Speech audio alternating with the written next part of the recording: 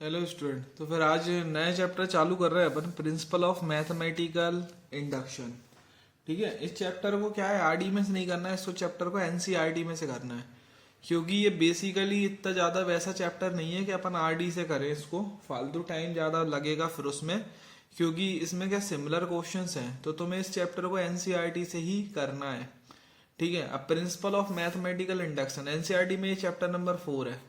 ठीक है, principal of mathematical induction क्या है इस चैप्टर में ऐसी खास बात, ये चैप्टर क्यों बनाएगा, उसके पीछे का अपन थोड़ा सा रीजन समझेंगे, फिर चैप्टर पे जाएंगे। ठीक है, जैसे अपने को a प्लस बी का होल स्क्वायर दे रखा है, तो a प्लस बी का होल स्क्वायर होता है a square plus 2ab plus B square. तुमने इसको ओपन किया, मुझे ये चेक करना है कि ये जो आइडेंटिटी या फिर फॉर्मूला है ये सही है कि गलत है। तो मैं करूंगा a की जगह 1 पुट कर दूंगा, b की जगह कुछ और पुट कर दूंगा, और L H S equal to क्या निकाल लूंगा, आर एच एस। अगर इस पे 3 पावर है तो भी मैं वैल्यू पुट करके, 4 है, 5 है, 6 है, 7 है, तो भी मैं वैल्यू पुट करके कर लूंगा सॉल्व। मगर सपोज करो अगर इस पे n पावर हो, a प्लस बी की पावर n, और ये n पावर का कोई फॉर्मूला हो, और मुझे फिर ये चेक करना हो कि ये सही है कि गलत है, तो ये चीज चेक करने का तरीका होता है प्रिंसिपल ऑफ मैथमेटिकल इंडक्शन।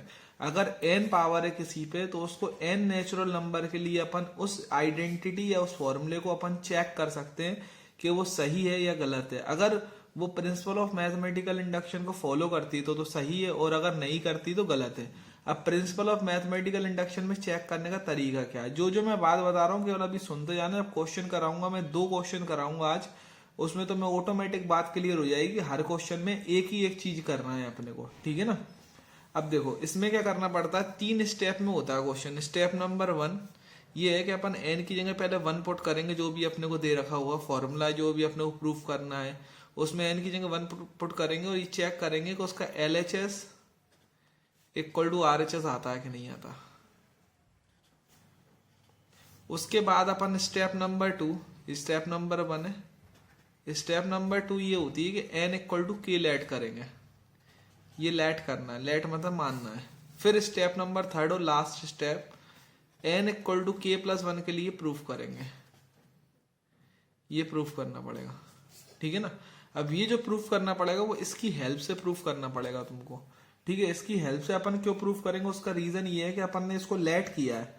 अगर जो चीज अपन ने मानी है तो उसको भी तो प्रूफ करना पड़ेगा ना। जब अपन इसकी हेल्प से इसको प्रूफ कर लेंगे तो इनडायरेक्टली ये चीज प्रूफ हो जाएगी कि ये भी सही है। जब ये तीनों स्टेप जब सही आ जाती हैं तो ये प्रूफ हो जाता है कि वो जो फॉर्मूला अपने को दिया है वो all n belongs to natural number के लिए, नेचुरल नंबर है, z लिख दिया मैंने गलती से, कैपिटल n है, all n belongs to natural number के लिए ट्रू है। मतलब n की वैल्यू 1 रख दो, 2 रख दो, 3 रख दो, 4 रख दो, 5 रख दो, 6 रख दो, up to n natural number के लिए वो स्टेटमेंट ट्रू। अब ऐसा क्यों होता है, उसके पीछे का रीजन मैं तुम्हें बताऊं।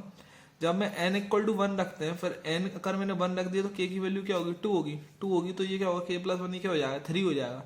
अगर 3 है तो 3, इधर 3 रखा तो इधर क्या आएगा, 3 प्लस 1 4 हो जाएगा। तो 4 है तो 4 के तो 4 भी हो सकता है, 4 हुआ तो ये क्या हो जाएगा, 4 प्लस 1। तो ऐसे करके वो सिक्वेंसली सारे n के लिए क्या हो जाता है, ट्रू हो जाता है। अब मैंने ऐसा क्यों बोला कि इसकी हेल्प से इसको प्रूफ करेंगे तो ये ऑटोमेटिक प्रूफ हो जाएगा। उसका एक एग्जाम्पल देता हूँ तुम्हारे हिसाब से, जो तुम करते रहते हो बचपन से ही। जैसे ए और बी 2 स्टूडेंट है, और ए ने बी की चीटिंग करी है। बी ने कोई क्वेश्चन सॉल्व किया और ए ने उसका टीप लिया, ठीक है। अब ए की कॉपी पहले चेक होती है, सर ए की कॉपी पहले चेक करते हैं, और जो उसने टीपा था ना बी का, जो भी क्वेश्चन का सॉल्यूशन टीपा था वो सही निकला, ठीक है। तो इसका मतलब क्या हुआ, अगर ए का सही निकला तो जो बी से उसने टीपा है तो बी का भी क्या होना चाहिए, सही होना चाहिए ना। तो उसी कंसेप्ट पे ये बेस्ड है। अगर अपन इसको टीप के ये अपन प्रूफ कर लेते हैं अगर ये चीज, तो ये अगर सही आ जाएगा तो अपन ने टीपा इसमें से, तो ये भी क्या हो जाएगा, सही। अब ये थोड़ी सी हवाई बात हो गई। जब मैं क्वेश्चन पे तुमको समझाऊंगा यही चीज तो तुम्हें अच्छे से क्लियर होगी। जो मैंने तुम्हें यहाँ पर एग्जांपल दिया, मैं क्या बात कर रहा हूँ तुमसे, और ये स्टेप्स क्या है, तो वो सारी स्टेप्स क्वेश्चन के अंदर क्लियर होगी। तो अपन करते हैं पहला एग्जाम्पल। फर्स्ट एग्जाम्पल इसलिए कर रहा हूँ कि एग्जाम्पल उसी टाइप का क्वेश्चन नहीं दिख रहा था मुझे एक्सरसाइज में, इसलिए एग्जाम्पल मैं 1 करा रहा हूँ। अभी स्टार्टिंग में जो मैं क्वेश्चन कराऊंगा आज केवल उतने ही करने हैं, फिर जरा एक दो दिन समझाऊंगा, उसके बाद तुम्हें कुछ क्वेश्चंस में करने दूंगा। एकदम नहीं देता कभी वही चैप्टर स्टार्ट होता है तो। देखो ये दे रखा आपने को, proof that by the principle of, ऐसा लिखा आएगा एग्जाम में, और ये कम नंबर का क्वेश्चन नहीं आता है। अगर पेपर बनाने वाला सही है जो टीचर है, जो जानता है पेपर बनाना, वो ज्यादा नंबर में ही आता है ये सवाल, ठीक है ना, कम नंबर में नहीं आएगा कि इसका सॉल्यूशन एक आध पेज का कम से कम बनता है। By the principle of mathematical induction, proof करना है, proof that by the principle of mathematical n belongs to natural number, ये अपने को प्रूफ करना है। 1 square 2 square 3 square up to n square तक अगर अपन ऐड करेंगे तो ये आएगा। अब इसमें n belongs to natural number, मतलब सारे नेचुरल नंबर के लिए करना है और प्रिंसिपल ऑफ मैथमेटिकल इंडक्शन करना है। अगर ये चीज नहीं भी लिखी हो, suppose principal of mathematical induction, और तुमसे कोई कह रहा है प्रूफ करो, ये कोई स्टेटमेंट अपने को दे रखा, कोई फॉर्मूला दे रखा है, मगर नेचुरल नंबर के लिए प्रूफ करो, इसको n के लिए प्रूफ करो, तो खुद का थोड़ा सा बेजा चला लेना कि प्रिंसिपल ऑफ मैथमेटिकल इंडक्शन के क्वेश्चन है। हालांकि इस तरह के जो क्वेश्चंस है ना वो 11th में तुम्हें नहीं मिलेंगे, सारे के सारे क्वेश्चन में प्रिंसिपल ऑफ मैथमेटिकल इंडक्शन लिखा होगा। मगर मैं तुम्हें आगे तक की बात बता रहा हूँ, कभी भी अगर हमको प्रिंसिपल ऑफ मैथमेटिकल ना दे के चेक करने को बोले n belongs to natural number, तो प्रिंसिपल ऑफ मैथमेटिकल इंडक्शन से ही चेक करते हैं। अब देखो इसमें क्या करना है, सॉल्यूशन यहीं से स्टार्ट कर रहा हूं मैं। इसको मैंने लेट कर लिया पीएन एक मानना पड़ता है स्टेटमेंट, ठीक है ना, ये पूरा स्टेटमेंट पीएन मान लिया, ये दो बिंदी का मतलब होता है such that, PN such that, मतलब पीएन ये है अपना पूरा स्टेटमेंट, ठीक है ना। अब इसमें अपन ने पहले n इक्वल टू 1 के लिए चेक करना है, तो अपन ने 4 n इक्वल टू 1 रखा, n इक्वल टू 1 रखेंगे अपन यहाँ। n इक्वल टू 1 का मतलब होता है फर्स्ट टर्म, इधर n इक्वल टू 2 का मतलब होता है फर्स्ट प्लस सेकंड, क्योंकि एक सीरीज है, सीरीज मतलब एडिशन करना, ऐड करना, जोड़ना, इसमें प्लस प्लस प्लस लग रहा है, तो n इक्वल टू 1 का मतलब है फर्स्ट। n इक्वल टू 2 अगर रखूंगा, 2 का मतलब 2 को जोड़ूंगा, 3 रखूंगा 3 को जोड़ूंगा। अगर मैंने n रखा है तो ये कहां तक जोड़ रहा हूं मैं, n तक जोड़ रहा हूं, समझो बात को। अगर इधर n लिया है तो मतलब मैं कहां तक जोड़ रहा हूं, n तक जोड़ रहा हूं। यहाँ पर मैंने 1 लिया मतलब 1 अकेला फर्स्ट टर्म, तो p1 की वैल्यू कितनी आ गई मेरी, ये आ गई 1। अब मैं रखूंगा RHS में, तो LHS RHS मुझे दोनों चेक करना है। n इक्वल टू 1 रखा, यहाँ पर 1 रखूंगा, 2 इंटू 1 2 प्लस 1, इधर रखा 1 प्लस 2 कितने हो गए, 1 प्लस 1 ही कर देता हूँ, अपॉन 6, ऊपर आया टोटल 3 इंटू 2 अपॉन 6, काटा तो कितना आ रहा है 1 ही आ रहा है, ऊपर 6 नीचे 6, तो ये क्या आ गया LHS और RHS, LHS में भी रखा 1 है, RHS में भी रखा, तो LHS इक्वल टू आ गया मेरा RHS। तो इसका मतलब PN जो है, PN is true for n equal to 1, PN अपना ट्रू होगा, n इक्वल टू मतलब पहली स्टेप हो गई। मैंने बोला था 3 स्टेप में होगा क्वेश्चन। पहली स्टेप अपने पास जो स्टेप है वो n इक्वल टू 1 के लिए अपने को LHS इक्वल टू क्या लाना है, RHS, जो अपन ने लिया है। अब सेकंड स्टेप क्या है, सेकंड नंबर की स्टेप है n equal to k let करो। सर हर क्वेश्चन ऐसे ही होगा, एक बार बोल दो, हर क्वेश्चन ऐसा ही होगा। जब तुम 2-3 क्वेश्चन बेटा सिमिलर करोगे तो बात को समझ में आएगी, ठीक है ना। हर एक मिठाई का सेम फ्लेवर नहीं होता, ठीक है, सब तो भले एक हो मिठाई, मगर अलग अलग स्वाद होता है। रसगुल्ला अलग स्वाद का होता है, काजू कतली अलग स्वाद की होती है। हर चैप्टर एक सा नहीं होता, हर चैप्टर को समझने का और समझाने का तरीका अलग अलग होता है। तो ये पहली स्टेप है, 2-3 सवाल जब देख लोगे तो ऑटोमेटिक आ जाएगा। अब सेकंड स्टेप है n इक्वल टू k के लिए लेट करना है, तो let Pn is true for n equal to k, Pn is true for n equal to k। अब n की जगह मुझे k रखना है, अब n की जगह k रखूंगा तो n रखा था तो n तक का सम आया था ये। अगर k रखूंगा मैं, n की जगह k ले लाऊं, k अगर लिया मैंने तो क्या आएगा 1 square plus 2 square plus 3 square plus, हर क्वेश्चन में ऐसा ही हुआ k स्क्वायर था। इधर भी n की जगह मैंने k रख दिया, k, ठीक है, 2k प्लस 1 और k प्लस 1 अपॉन 6। ये क्वेश्चन नंबर हमेशा फर्स्ट मानना है, हर क्वेश्चन में first equation. n equal to k के लिए लेट कर लिए, कुछ भी नहीं करा, बस इक्वेशन नंबर फर्स्ट लेके छोड़ दिया। n की जगह k रखा, n की जगह k रखा, इधर k सब जगह k रख दिया। अब मुझे क्या करना है, लास्ट स्टेप इस क्वेश्चन की होती है प्रिंसिपल ऑफ मैथमेटिक्स, अपने को प्रूफ करना है। लास्ट स्टेप में n equal to k plus 1 के लिए 2 प्रूफ करके दिखाना है, मतलब फिर वही LHS इक्वल टू RHS ला के दिखाना है। तो हम देखेंगे, पर अब लेंगे n equal to k plus 1, prove that for n equal to k plus 1। अब n is equal to k plus 1 ले रहा हूं, ध्यान से देखना, 1 square plus 2 square plus 3 square plus and so on up to, n की जगह मैंने रख दिया, n की जगह रख दिया k प्लस 1, k प्लस 1 का स्क्वायर, n की जगह रख दिया k प्लस 1, k प्लस 1 का स्क्वायर। अब ध्यान से देखना, इधर के प्लस वन स्क्वायर नहीं था, के प्लस वन इधर रखा, के प्लस वन, ध्यान से देखना, बार बार बोल रहा हूँ, एन की जगह के प्लस वन रखा, एन की जगह के प्लस, इधर अगर के प्लस वन रखूंगा तो टू का अंदर क्या होगा, इंटू, तो आएगा टू के प्लस टू, और एक वन पहले से है तो टू के प्लस थ्री हो जाएगा। देखो रफ में बता देता हूँ, ये मेरे पास कितना था, टू एन प्लस वन था, एन की जगह मैंने के प्लस वन रखा, प्लस वन पहले से है, एन की जगह के प्लस वन रख दिया, ठीक है, इंटू टू, और वन पहले से, अब टू का इंटू तो टू के प्लस टू आएगा प्लस वन, कितना हो जाएगा, टू के प्लस थ्री, ऐसे, ठीक है। मगर दिमाग में कैलकुलेट करना, वो तो तुम्हें समझा दिया मैंने। अब इसमें अपन ने एन की जगह के प्लस वन और टू प्लस, इधर भी रखा एन की जगह के प्लस वन इधर रखूंगा मैं, तो प्लस वन भी तो है, तो के प्लस वन कितना होगा, के प्लस टू अपॉन सिक्स। ये मेरा एन इक्वल टू के प्लस वन के लिए बन गई इक्वेशन। स्टेप्स को ध्यान रखना है। सबसे पहले एन इक्वल टू वन रख के देखा, L S is equal to R H S, फिर लेट किया n is equal to k, फिर उसके बाद टू प्रूफ करने जा रहा हूं मैं, एन इज इक्वल टू मैंने के प्लस वन रख दी, जो मेरा स्टेटमेंट था, ये मेरा स्टेटमेंट था, मैंने एन की जगह के प्लस वन, एन की जगह के प्लस, सब जगह एन की जगह के प्लस वन मैंने रख दिया, ठीक है ना। अब अपन ने इसका जब प्रूफ करना होता है तो क्या करते हैं, छोटी क्लास से एक चीज पढ़ रहे हैं, एल एच एस लेते हैं और आर एच एस लाते हैं। ने एल एच एस ले लिया इसका, one square, two square, three square plus and so on up to के प्लस वन का होल स्क्वायर। ध्यान से सुनना बात, हर क्वेश्चन में सेम होना है, एलएचएस हर क्वेश्चन में लेना है, ठीक है ना। एलएचएस ले लिया अपन ने, अब क्या करेंगे, हर क्वेश्चन में एक ही स्टेप, बार बार हर क्वेश्चन इसलिए बोल रहा हूं मैं कि हर एक क्वेश्चन में होना ही है।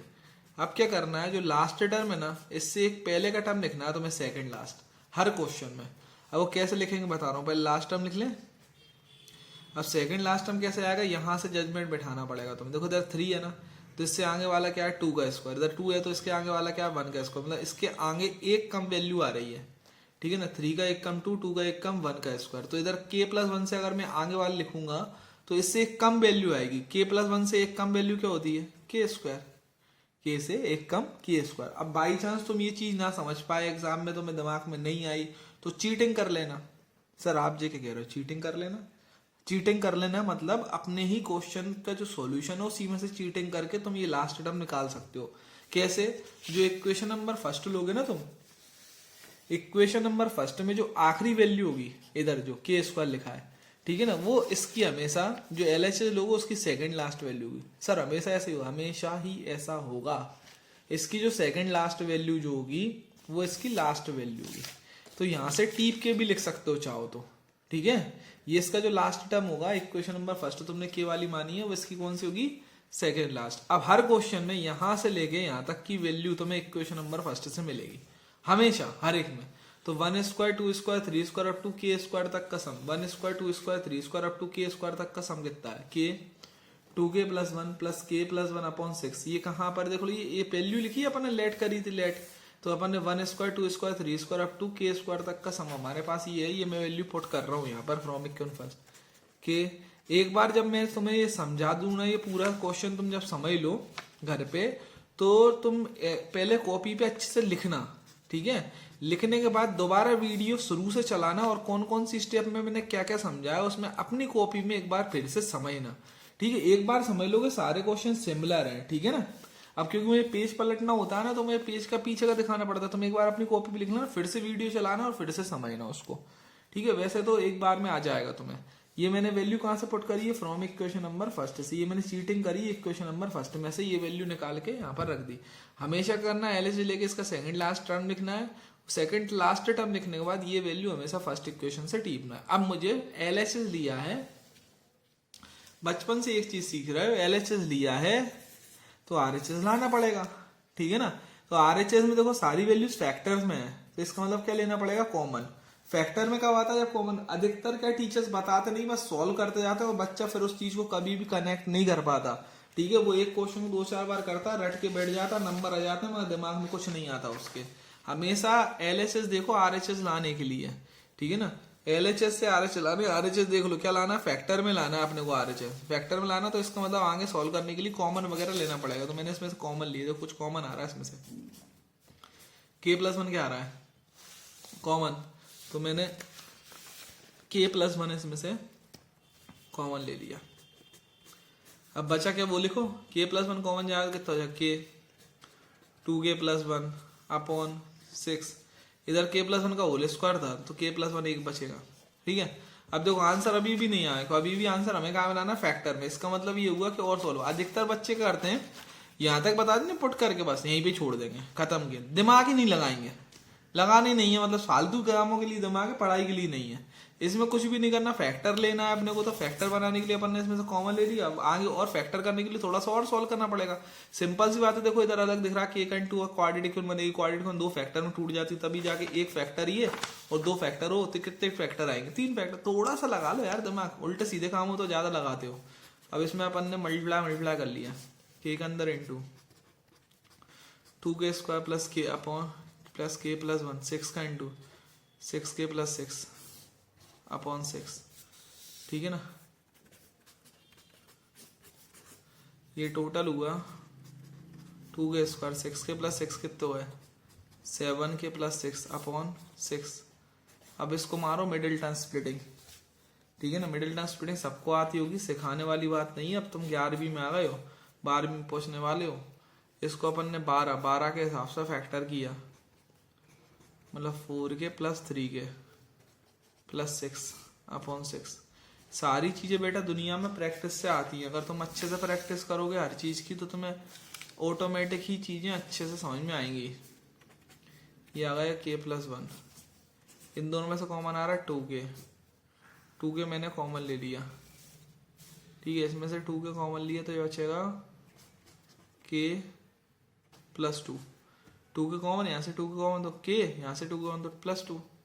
ठीक है, इन दोनों में से कितना कॉमन आ रहा है, इनमें से 3 कॉमन तो k प्लस 2।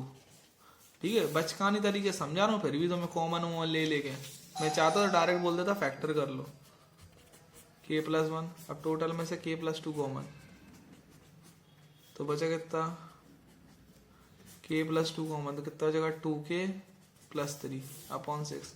अब देखो जरा LHS इक्वल टू RHS आ गया होगा तुम्हारा, ये था तुम्हारा RHS, देखो ये था RHS और ये क्या आ रहा है, वही कोई वैल्यू आ रही है, इसका मतलब क्या आ गया RHS। अब ध्यान से मेरी बात सुनना, ये अपन किसके लिए प्रूफ करने चले थे, अपन प्रूफ करने चले थे k प्लस वन के लिए। k प्लस वन के लिए LHS इक्वल टू क्या आ गया RHS। तो यहाँ पर लिखेंगे अपन Pn is true, हर क्वेश्चन में लिखना है Pn is true for n equal to k plus one. Pn क्या होगा, ट्रू होगा, n equal to k plus one implies that Pn is true for n equal to k। अब n equal to k के लिए कैसे होगा, अभी मैंने बताया था चीटिंग वाली बात। अगर किसी की तुम चीटिंग करते हो और तुम्हारा अगर सही निकला, सर की नजर में तुम्हारा क्वेश्चन का सॉल्यूशन सही निकला, इसका मतलब जिसने चीटिंग कराई थी तो उसका भी तो सही होगा। तो इसमें अपन ने क्या करा था, जब LHS लिया था अपन ने इसका, ये जब मैंने LHS लिया था तो इसमें चीटिंग करी थी इक्वेशन नंबर फर्स्ट से। ठीक है, इक्वेशन नंबर फर्स्ट जो थी मेरी वो कौन सी थी, k की इक्वेशन थी। देखो इक्वेशन नंबर फर्स्ट से चीटिंग करी थी और वो किसके लिए मैंने ट्रू माना था, इक्वेशन नंबर फर्स्ट में मैंने k के लिए क्या माना था, ट्रू। अगर मेरा इक्वेशन नंबर फर्स्ट से यहाँ पर वैल्यू रखने के बाद, यहाँ पे वैल्यू रखी इक्वेशन फर्स्ट से और पूरा सॉल्यूशन करने के बाद LHS इक्वल टू क्या आया, RHS आया n equal to k plus one के लिए, तो जहां से मैंने चीटिंग करी होगी वो भी तो सही होगा। तो n equal to k plus one के लिए ट्रू है, तो इसका मतलब n इक्वल टू k के लिए भी क्या होगा, ट्रू, क्योंकि n इक्वल टू k से हमने चीटिंग करी थी। अब देखो तीनों के लिए हुआ है, मैंने बोला था n इक्वल टू 1 के लिए कर लेना, n इक्वल टू k के लिए लेट करना और n equal to k plus one के लिए 2 प्रूफ करना। तो इसके लिए प्रूफ हुआ है, इससे चीटिंग करी तो ये भी प्रूफ हुआ, ये भी प्रूफ हुआ। इसका मतलब क्या हो गया, बाय प्रिंसिपल ऑफ, पूरा लिख लेना तो मैथमेटिकल इंडक्शन। ठीक है, Pn पूरा लिखना तो मैं शॉर्ट में लिख दिया मैंने, Pn इज, इंग्लिश में लिखा है Pn इज ट्रू फॉर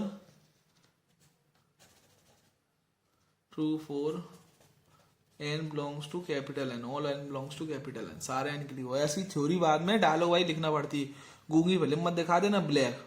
ठीक है ना, बिल्कुल धमाल मूवी दिखाना अपने वो पेपर में, तो ठीक ठीक लिखना आपने, और धमाल के चक्कर में कुछ और कहानी लिख दो।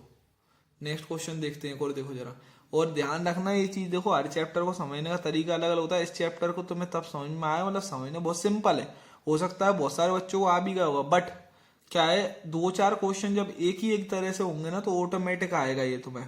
ठीक है ना, और देखो जरा, देखो अब ये क्वेश्चन एक्सरसाइज का फर्स्ट क्वेश्चन, मैं बार बार एक ही बात बोल रहा हूँ, हर क्वेश्चन सेम तरीके से होना है। आज ये 2 ही क्वेश्चन करने हैं और एक क्वेश्चन में तो मैं करने दूंगा, बना के मतलब एक दूंगा क्वेश्चन, आरडी का पहला क्वेश्चन है, ये अपने को दे रखा है, ठीक है। कंसेप्ट वही है, सबसे पहले अपन चेक करेंगे फॉर n इक्वल टू 1 के लिए, n इक्वल टू 1 में अपन लिख दिए 1। अब RHS, ठीक है ना, n इक्वल टू 1 मतलब कि 1 रखेंगे तो पहला टर्म इधर 1 रखा, 3 की पावर 1 माइनस 1 अपॉन 2, 3 माइनस 1 कितने हुआ 2 अपॉन 2, कट के कितनी वैल्यू आ गई 1। ये अपने पास आ गया LHS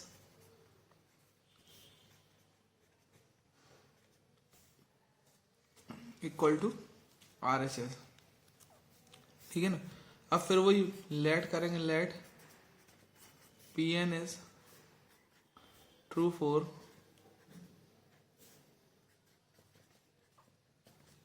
n equal to k के लिए, PN is true for n equal to k। अब n की जगह क्या रख दिया अपन ने,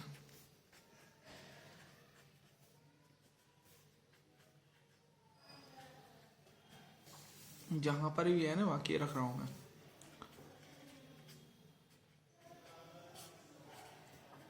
जब के रखते हैं तो मैंने क्या बोला था, लेट करेंगे और उसको मान लेंगे इक्वेशन नंबर फर्स्ट।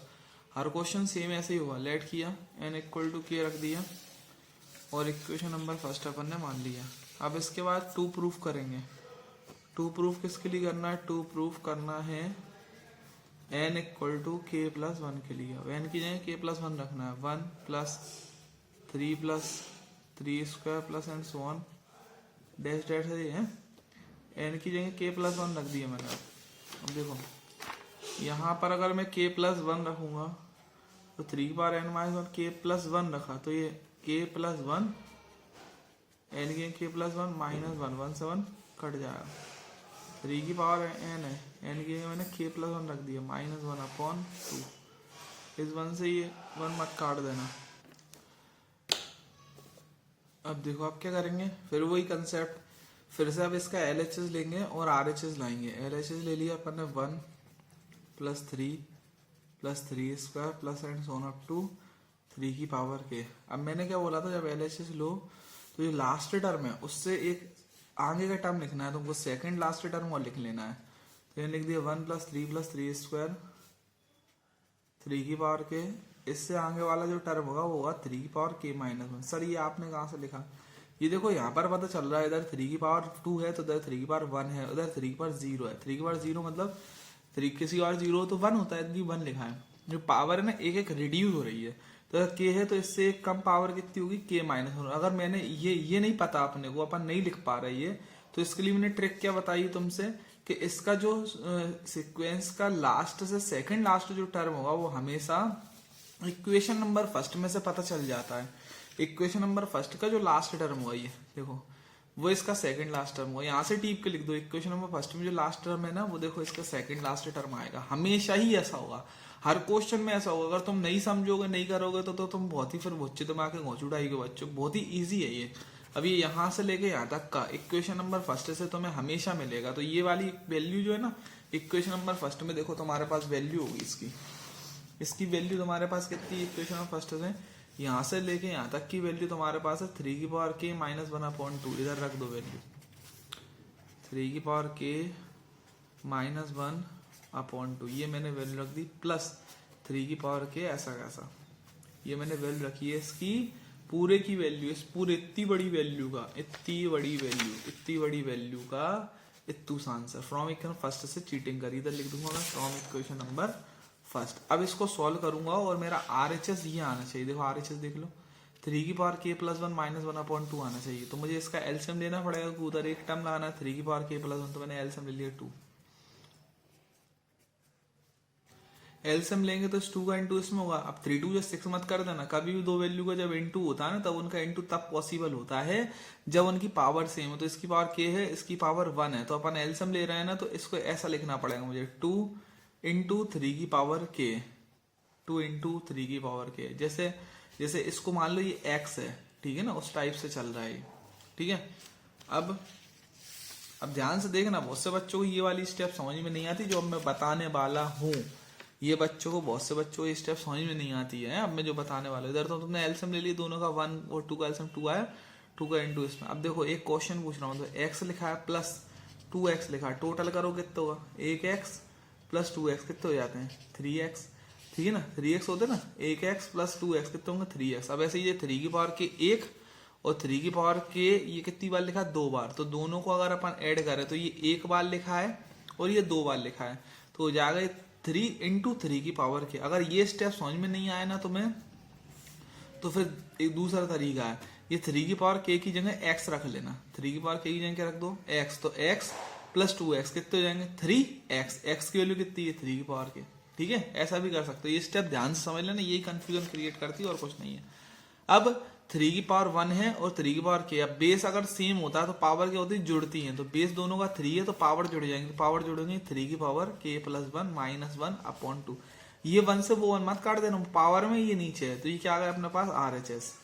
अब फिर वही कहानी लिखना है तुमको, सिमिलर हर क्वेश्चन में सिमिलर। Pn जो है वो किसके लिए ट्रू आया, Pn is true for n equal to k plus 1, implies that, इसी की वजह से इसमें अपन ने चीटिंग करी थी k की, तो Pn is true for n equal to k, therefore Pn is true for all n belongs to capital N by the principle of mathematical induction, इधर लिख देना, ठीक है ना। अब एक क्वेश्चन तुम्हारे लिए होमवर्क है, वो ये है प्रिंसिपल ऑफ मैथमेटिकल इंडक्शन, हो जाए तो ठीक है, नहीं हो तो अभी कम से कम 2 दिन मेरे से ये चैप्टर में जो मैं क्वेश्चन बता रहा हूँ ना केवल वही समझो पहले, फिर उसके बाद मैं तुम्हें क्वेश्चन करने दूंगा फिर स्पीड से, ठीक है ना। ये question principal of mathematical induction से प्रूफ करने की कोशिश करना, हो जाए तो ठीक है, नहीं तो कम से कम 2-3 वीडियो मेरे पहले देखो इस चैप्टर के, फिर उसके बाद में तुम्हें क्वेश्चन करने दूंगा। ये चैप्टर एनसीईआरटी में से करना, ये बात क्लियर हो चुकी है। कुछ चैप्टर्स एनसीईआरटी में से करेंगे, मैंने पहले ही बोला था, और कुछ चैप्टर क्या बहुत सारे चैप्टर अपन ने आरडी से कंप्लीट कर लिया, ठीक है ना।